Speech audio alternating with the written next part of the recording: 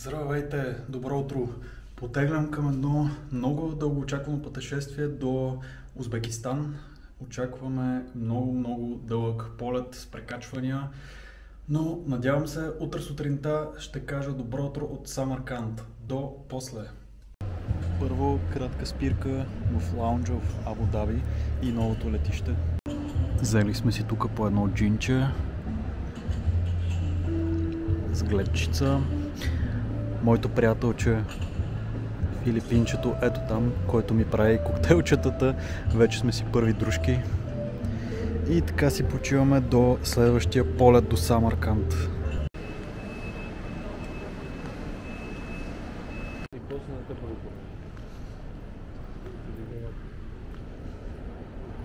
И добро утро от Самарканд, Узбекистан. След 3 полета, прекачвания и чакания по летища, най-накрая пристигнахме. Малко е хладничко тук, но поне не сме изморени и ще се поразходиме.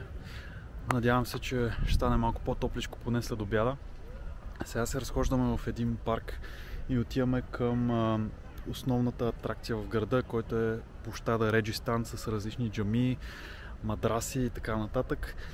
Града е бил много значим в историята на Узбекистан, понеже се намира на пътя на Куприната и затова има много култура, има много мадраси. Това са училища с много красиви мозайки, така че има определено какво да се види тук. Отидохме да си обменим и парички, влязохме в един мол, където просто питахме къде има чендж бюро и човека ни заведе отзад в склада си и ни изкара една пачка и ни обмени парички. Вече сме милионери в Узбекистан. Ето за $150 в Узбекистан ставаш милионерче. Тук са около 1 900 000 узбекски сома. Има да харчим. Тук двама милионера се разхождат само по улиците на Самарканд.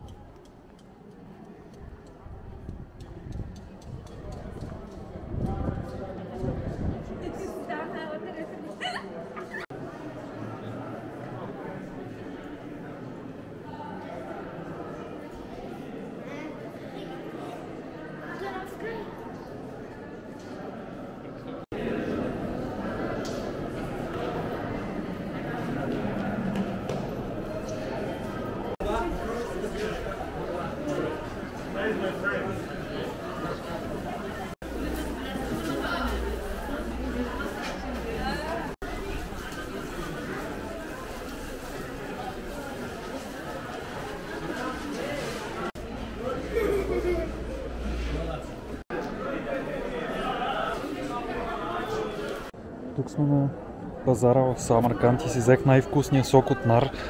И това нещо струва 3,60. В Армения ми искаха 16 лева за една кутия. Страхотен. Свежичък. Изтиска го пред мене. Супер.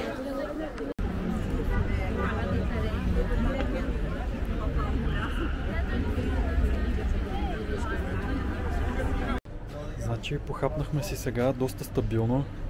Аз ядох 2-3 шашлика, 2 пилешки, 1 агнешки с салата, домати, краставици, хляб и половин литър наливна бира и съм платил 12 лева за всичко това. И цените навсякъде са наистина такива и доста бюджетно храната и питиетата и всички такива неща за консумация. Дори алкохола, въпреки че е мюсюлманска държава. Нощувките също са ни доста ефтини, излиза около 25-30 лева на човек. И транспорта, влака, например, от Самарканд до Бухара, който е около 4 часа, е 25 лева. Така че да, цялото пътуване е доста бюджетно. Хубавото нещо, което ми направи впечатление е, че не се опитват да мамят чужденци, като те видят, нали, че говориш на чужд език. Горе-долу се оправяме с български, руски, с турски. Аз не се опитват така да те преметнат, дават си някакви нормални цени и евентуално малко намалят цената само ако се пазариш.